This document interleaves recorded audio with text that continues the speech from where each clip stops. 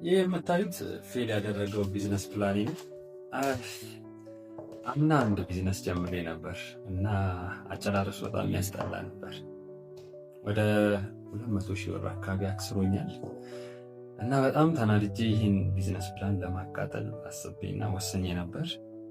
ነገር ግን የተሻለ ሀሳብ መጣል።